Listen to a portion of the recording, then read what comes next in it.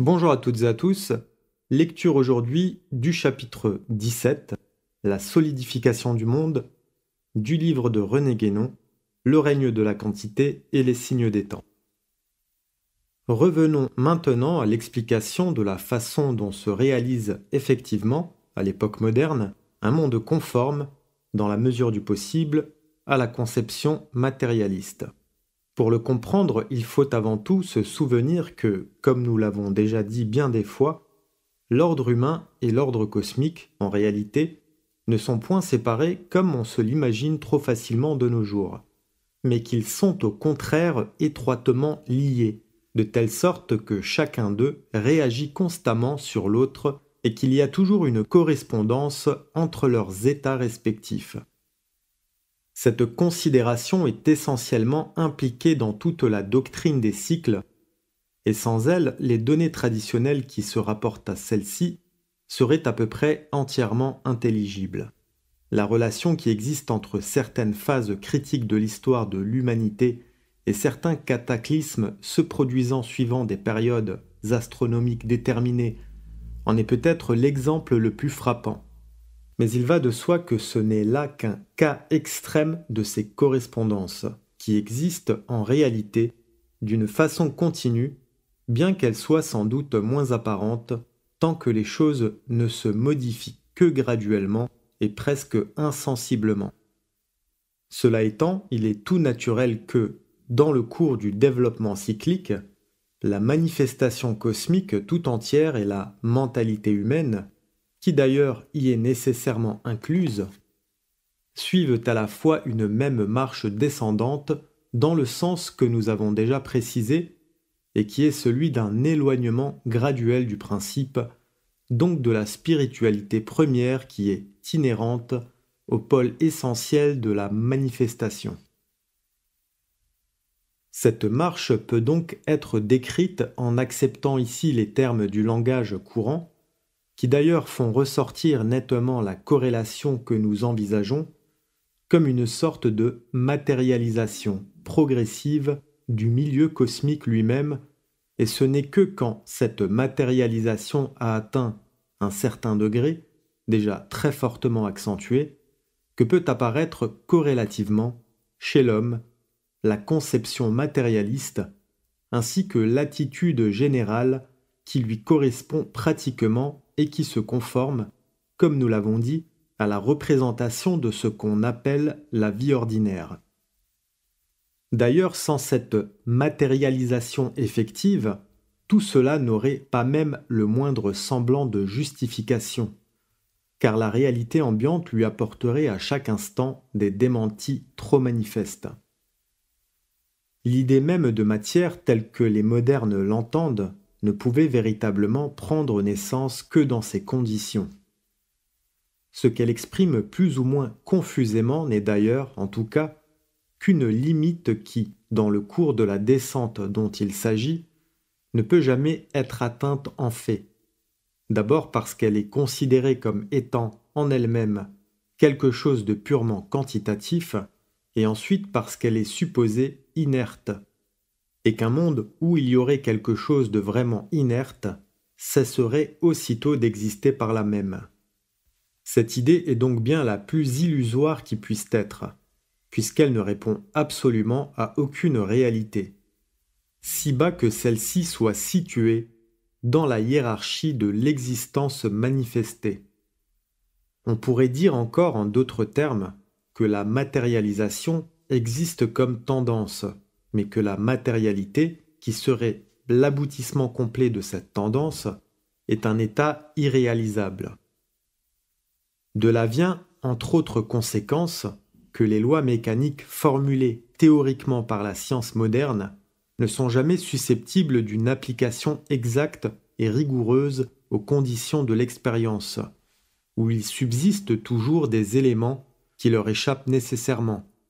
même dans la phase où le rôle de ces éléments se trouve en quelque sorte réduit au minimum.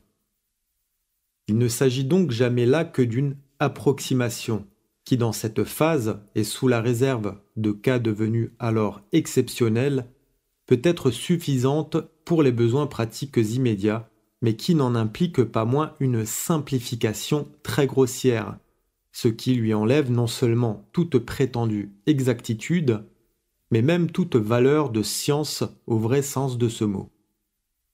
Et c'est aussi avec cette même approximation que le monde sensible peut prendre l'apparence d'un système clos, tant aux yeux des physiciens que dans le courant des événements qui constituent la vie ordinaire.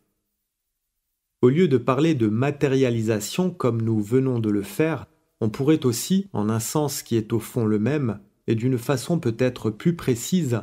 et même plus réelle, parler de solidification. Les corps solides, en effet, sont bien, par leur densité et leur impénétrabilité, ce qui donne, plus que toute autre chose, l'illusion de la matérialité. En même temps, ceci nous rappelle la manière dont Bergson, ainsi que nous l'avons signalé plus haut, parle du solide, comme constituant en quelque sorte le domaine propre de la raison, en quoi il est d'ailleurs évident que, consciemment ou non, et sans doute peu consciemment puisque non seulement il généralise et n'apporte aucune restriction, mais que même il croit pouvoir parler en cela d'intelligence, comme il le fait toujours, alors que ce qu'il dit ne peut s'appliquer réellement qu'à la raison, il se réfère plus spécialement à ce qu'il voit autour de lui, c'est-à-dire à l'usage scientifique qui est fait actuellement de cette raison. Nous ajouterons que cette solidification effective est précisément la véritable cause pour laquelle la science moderne réussit, non pas certes dans ses théories qui n'en sont pas moins fausses pour cela, et qui d'ailleurs changent à chaque instant, mais dans ses applications pratiques. En d'autres époques où cette solidification n'était pas encore aussi accentuée, non seulement l'homme n'aurait pas pu songer à l'industrie telle qu'on l'entend aujourd'hui, mais encore cette industrie aurait été réellement tout à fait impossible, aussi bien que tout l'ensemble de la vie ordinaire, où elle tient sa place si importante. Ceci, notons-le incidemment, suffit pour couper court à toutes les rêveries de soi-disant clairvoyants qui, imaginant le passé sur le modèle du présent, attribuent à certaines civilisations préhistoriques et de dates fort reculées quelque chose de tout à fait semblable au machinisme contemporain. Ce n'est là qu'une des formes de l'erreur qui fait dire vulgairement que l'histoire se répète et qui implique une complète ignorance de ce que nous avons appelé les déterminations qualitatives du temps. Pour en arriver au point que nous avons décrit, il faut que l'homme, du fait même de cette matérialisation ou de cette solidification qui s'opère naturellement en lui, tout aussi bien que dans le reste de la manifestation cosmique dont il fait partie, et qui modifie notablement sa constitution psychophysiologique, ait perdu l'usage des facultés qui lui permettraient normalement de dépasser les limites du monde sensible. Car même si celui-ci est très réellement entouré de cloisons plus épaisses, pourrait-on dire, qu'il ne l'était dans ses états antérieurs, il n'en est pas moins vrai qu'il ne saurait jamais y avoir nulle part une séparation absolue entre différents ordres d'existence. Une telle séparation aurait pour effet de retrancher de la réalité même le domaine qu'elle enfermerait, si bien que là encore, l'existence de ce domaine, c'est-à-dire du monde sensible, dans le cas dont il s'agit, s'évanouirait immédiatement. On pourrait d'ailleurs légitimement se demander comment une atrophie aussi complète et aussi générale de certaines facultés a bien pu se produire effectivement. Il a fallu pour cela que l'homme soit tout d'abord amené à porter toute son attention sur les choses sensibles exclusivement. Et c'est par là qu'a dû nécessairement commencer cette œuvre de déviation qu'on pourrait appeler la fabrication du monde moderne, et qui, bien entendu, ne pouvait réussir, elle aussi, que précisément à cette phase du cycle, et en utilisant en mode diabolique les conditions présentes du milieu lui-même. Quoi qu'il en soit de ce dernier point, sur lequel nous ne voulons pas insister davantage pour le moment, on ne saurait trop admirer la solennelle niaiserie de certaines déclamations chères aux vulgarisateurs scientifiques, nous devrions dire plutôt scientistes, qui se plaisent à affirmer à tout propos que la science moderne recule sans cesse les limites du monde connu,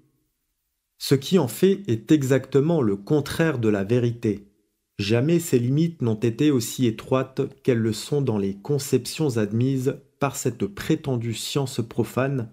et jamais le monde ni l'homme ne s'était trouvé ainsi rapetissé au point d'être réduit à de simples entités corporelles, privées, par hypothèse, de la moindre possibilité de communication avec tout autre ordre de réalité. Il y a d'ailleurs encore un autre aspect de la question, réciproque et complémentaire de celui que nous avons envisagé jusqu'ici. L'homme n'est pas réduit en tout cela au rôle passif d'un simple spectateur qui devrait se borner à se faire une idée plus ou moins vraie ou plus ou moins fausse de ce qui se passe autour de lui. Il est lui-même un des facteurs qui interviennent activement dans les modifications du monde où il vit. Et nous devons ajouter qu'il en est de même un facteur particulièrement important en raison de la position proprement centrale qu'il se trouve occupé dans ce monde. En parlant de cette intervention humaine, nous n'entendons pas faire allusion simplement aux modifications artificielles que l'industrie fait subir au milieu terrestre, et qui sont d'ailleurs trop évidentes pour qu'il y ait lieu de s'y étendre. C'est là une chose dont il convient assurément de tenir compte.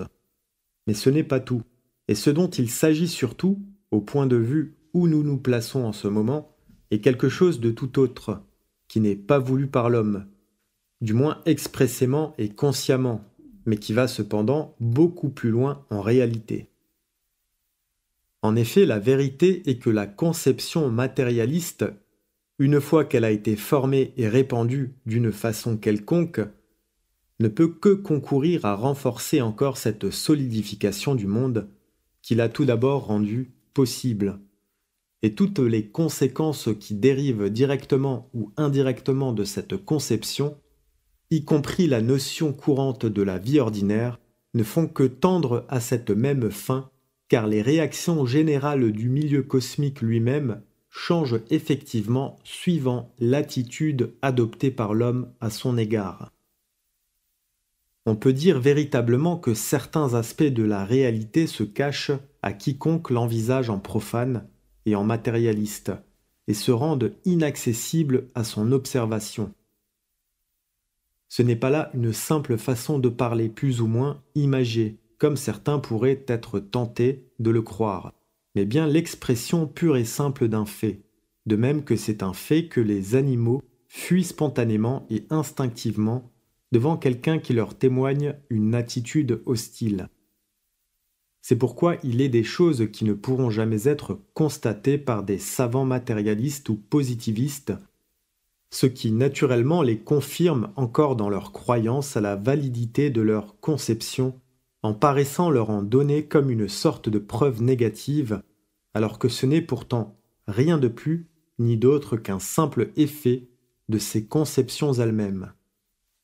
Ce n'est pas bien entendu que ces choses aient aucunement cessé d'exister pour cela depuis la naissance du matérialisme et du positivisme, mais elles se retranchent véritablement hors du domaine qui est à la portée de l'expérience des savants profanes, s'abstenant d'y pénétrer en aucune façon qui puisse laisser soupçonner leur action ou leur existence même, tout comme dans un autre ordre qui n'est d'ailleurs pas sans rapport avec celui-là, le dépôt des connaissances traditionnelles se dérobe et se ferme de plus en plus strictement devant l'envahissement de l'esprit moderne. C'est là en quelque sorte la contrepartie de la limitation des facultés de l'être humain à celle qui se rapporte proprement à la seule modalité corporelle. Par cette limitation, il devient, disons-nous, incapable de sortir du monde sensible. Par ce dont il s'agit maintenant, il perd en outre toute occasion de constater une intervention manifeste d'éléments suprasensibles dans le monde sensible lui-même. Ainsi se trouve complétée pour lui autant qu'il est possible la clôture de ce monde, devenu ainsi d'autant plus solide qu'il est plus isolé de tout autre ordre de réalité, même de ceux qui sont le plus proches de lui, et qui constituent simplement des modalités différentes d'un même domaine individuel. À l'intérieur d'un tel monde, il peut sembler que la vie ordinaire n'est plus désormais qu'à se dérouler sans trouble et sans accident imprévu, à la façon des mouvements d'une mécanique parfaitement réglée. L'homme moderne, après avoir mécanisé le monde qui l'entoure, ne vise-t-il pas à se mécaniser lui-même de son mieux dans tous les modes d'activité qui restent encore ouverts à sa nature étroitement bornée? Cependant, la solidification du monde, si loin qu'elle soit poussée effectivement, ne peut jamais être complète, et il y a des limites au-delà desquelles elle ne saurait aller, puisque, comme nous l'avons dit, son extrême aboutissement serait incompatible avec toute existence réelle, fût-elle du degré le plus bas. Et même à mesure que cette solidification avance, elle n'en devient toujours que plus précaire, car la réalité la plus inférieure est aussi la plus instable. La rapidité sans cesse croissante des changements du monde actuel n'en témoigne d'ailleurs que d'une façon trop éloquente. Rien ne peut faire qu'il n'y ait des fissures dans ce prétendu système clos, qui a du reste par son caractère mécanique quelque chose d'artificiel qui n'est guère de nature à inspirer confiance en sa durée. Et actuellement même, il y a déjà de multiples indices qui montrent précisément que son équilibre instable est en quelque sorte sur le point d'être rompu. Il en est si bien ainsi que ce que nous disons du matérialisme et du mécanisme de l'époque moderne pourrait presque, en un certain sens, être mis déjà au passé. Cela ne veut certes pas dire que ces conséquences pratiques ne peuvent pas continuer à se développer pendant quelque temps encore, ou que son influence sur la mentalité générale ne persistera pas plus ou moins longtemps, ne serait-ce que du fait de la vulgarisation sous ses formes diverses, y compris l'enseignement scolaire à tous ses degrés, où traînent toujours de nombreuses survivances de ce genre. Mais il n'en est pas moins vrai que, au moment où nous en sommes, la notion même de la matière, si péniblement constituée à travers tant de théories diverses, semble être en train de s'évanouir. Seulement, il n'y a peut-être pas lieu de s'en féliciter outre mesure, car ainsi qu'on le verra plus clairement par la suite, ce ne peut être là, en fait, qu'un pas de plus vers la dissolution finale. Voilà, fin de la lecture de ce chapitre de René Guénon. Je vous remercie pour votre écoute, je vous dis à très bientôt.